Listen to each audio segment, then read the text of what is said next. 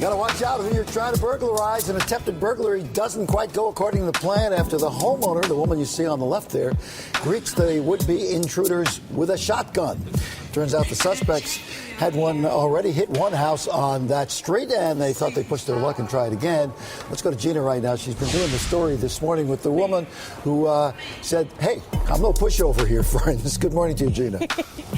Her actual quote, I believe, is, I'm not a sitting duck.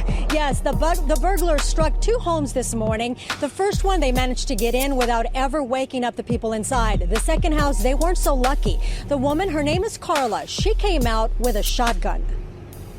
This is what you used to scare them away. Yeah, I did. You have to, at some point in time, take responsibility yourself for your own safety. And that's all I was doing. Carla was home with her 90-year-old mom when the burglars broke into her house. She reacted quickly, grabbing her shotgun. She came outside in her nightgown, firing once toward the ground to scare the suspects. It worked. The two men fled the scene in a white sedan. It had been the second home they'd struck. They started around 3 in the morning. Detectives say two male Hispanics broke into a home on the 10,500 block of Blythe Avenue. The suspects got inside the house through the garage. They were able to steal several items while the people inside slept through it all. The men hit a second home about 40 yards away at the 2400 block of Patricia Avenue. As they tried to gain access inside the home, Carla grabbed the shotgun and fired once. She heard the suspect say this. He said that crazy has a gun. And that's when I was finally down on the sidewalk and I shot it into the dirt, into the grass area.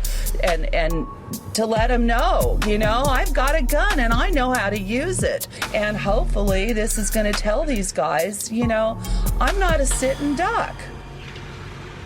Now, the suspects were not hit. They did manage to get away. Again, the description, it is very vague, just two male Hispanics. Police say that in the last 3 months, there have been at least 4 separate burglaries between Culver City and West LA. If you know anything about those men or this case, contact the LAPD. That's the latest, Steve. Gina, thank you very much. McGruff here with Regina to sing Users Are Losers. You know it's okay to say no. I'm telling you it's true. Learning when to say no. Say no. That's what you need to do. Learning how to say no. Say no. Can make a winner of you. 'Cause users are losers and losers are users. So don't use drugs. Don't use drugs. Winners don't use and users don't win. So don't use drugs, don't use drugs. If you know a user even part of the time, tell them to quit, take a bite out of crime. Users are losers and losers are users. So don't use drugs. And help me take a bite out of crime. McGruff here with Regina to sing Users Are Losers. You know it's okay to say no. I'm telling you it's true. Learning when to say no. Say no. That's what you need to do. Learning how to say no. Say no. Can make a winner of you. 'Cause users are losers and losers are users. So don't use drugs. Don't use drugs. Winners don't use and users don't win. So don't use drugs, don't use drugs. If you know a user even part of the time, tell them to quit, take a bite out of crime. Users are losers and losers are users. So don't use drugs. And help me take a bite out of crime.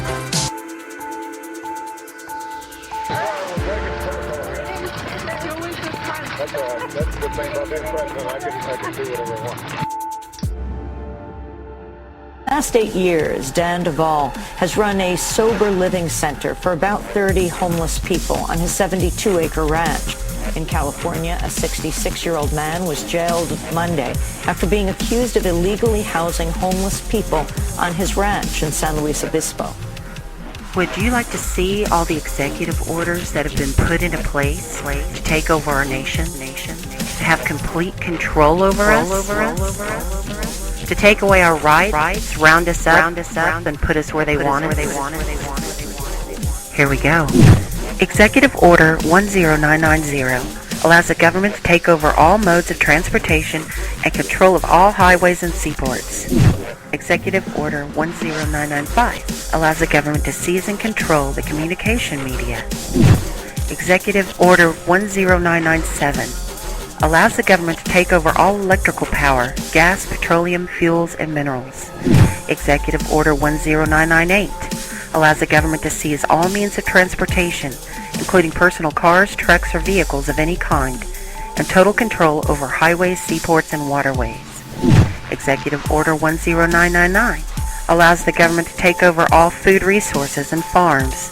Executive Order 11000 allows the government to mobilize civilians into work brigades under government supervision. Executive Order 11001 allows the government to take over all health, education, and welfare functions. Executive Order 11002 designates the Postmaster General to operate a national registration of all persons. Executive Order 11003 allows the government to take over all airports and aircraft, including commercial aircraft. Executive Order 11004 allows the Housing and Finance Authority to relocate communities, build new housing with public funds, designate areas to be abandoned, and establish new locations for populations. Executive Order 11005 allows the government to take over railroads, inland waterways, and public storage facilities. Executive Order 11051 specifies the responsibility of the Office of Emergency Planning and gives authorization to put all executive orders into effect in times of increased international tensions and economic or financial crisis. Executive Order 11310 grants authority to the Department of Justice to enforce the plans set out in executive orders, to institute industrial support, to establish judicial and legislative liaison to control all aliens, to operate penal and correctional institutions, and to advise and assist the President. Executive Order 11049 assigns emergency preparedness function to federal department and agencies, consolidating 21 operative executive orders issued over a 15-year period. Executive Order 11921 allows the Federal Emergency Preparedness Agency to develop plans to establish control over the mechanisms of production and distribution of energy sources, wages, salaries, credit, and the flow of money in U.S. financial institution in any undefined national emergency. It also provides that when a state of emergency is declared by the President, Congress cannot review the action for 6 months. The Federal Emergency Management Agency has broad powers in every aspect of the nation. General Frank Salzito, chief of FEMA's Civil Security Division, stated in a 1983 conference that he saw FEMA's role as a new frontier in the protection of individual and governmental leaders from assassination and of civil and military installations, from sabotage and or attack, as well as prevention of dissident groups from gaining access to U.S. opinion or a global audience in times of crisis. FEMA's powers were consolidated by President Carter to incorporate the National Security Act 1947 that allows for strategic relocation of industries, services, government, and other essential economic activities, and to rationalize the requirements for manpower, resources, and production facilities. The 1950 Defense Production Act gives the President sweeping powers over all aspects of the economy. The Act of August 29, 1916 authorizes the security of the Army in time of war to take possession of any transportation system from transporting troops, material, or any other purpose related to the emergency. The International Emergency Economic Powers Act enables the President to seize the property of a foreign country or national. These powers were transferred to FEMA in a sweeping consolidation in 1979. The Trans-Texas Corridor is a vital part because we stop here in Texas. We stop the New World Order right here in Texas. This thing started here. And to save this country, we...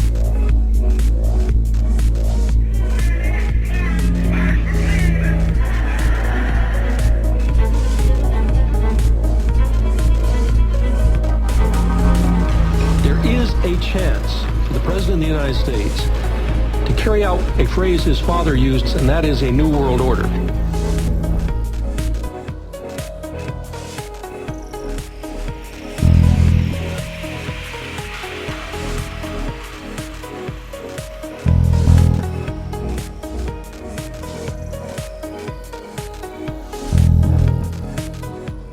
I appeared before the Congressional Committee to tell what I knew of activities which might lead to an attempt to set up a fascist dictatorship. The potential for the disastrous rise of misplaced power exists and will persist. The very word secrecy is repugnant in a free and open society. And we are, as a people, inherently and historically opposed to secret societies, to secret oaths, and to secret proceedings. President Bush signed a formal agreement that will end the United States as we know it. And he took the step without approval from either the U.S. Congress or the people of the United States. The secret organizations of the world power elite are no longer secret. It's known as the Bilderberg Group. Could their objective be world domination? I'm Jim Tucker. I've chased Bilderberg for 30 years. I'll never give up the chase. Bilderberg plan for the whole world is nothing less than world government. I'm not comfortable with that at all. Who elected these guys to run the planet? They are the elitists. They feel they should run the world for their own selfish interest.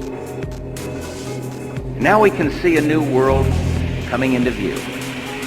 A world in which there is the very real prospect of a new world order. Bilderberg is making great progress toward a world government, and only an educated, informed public can stop them in their tracks. It's good to be back at the Council on Foreign Relations. As Pete mentioned, I've been a member for a long time and was actually a director for some period of time. I never mentioned that when I was campaigning for re-election back home in Wyoming. Let us never tolerate outrageous conspiracy theories. Everything is set into place. In which every human being on planet Earth is ultimately responsible to the policies that are being formulated at the international level. It is a big idea. A new world order.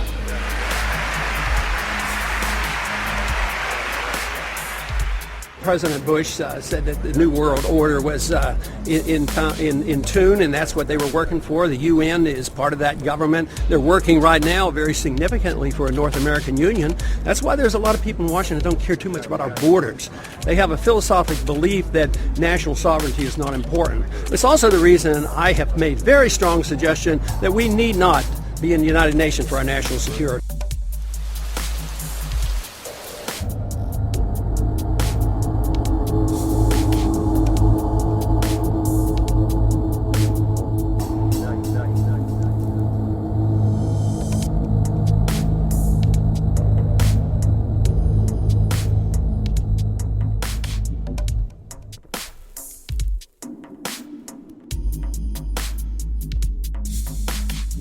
Washington from the outside, they see that this is always how it is. That it's always about the next election and figuring out how best to position whatever legislation until you get past the next election and then something bad gets through. But generally speaking, you get past the next election by changing your policies, by announcing new initiatives, but not by wantonly changing the law lawlessly. I mean, this is stuff that you do in a banana republic. Sorry, we're breaking protocol here. That's all right. That's a good thing about being president. I can do whatever I want. It's as if the law is simply a blackboard on which Obama writes any number he wants, any delay he wants on any provision. It's now reached a point where it is so endemic that nobody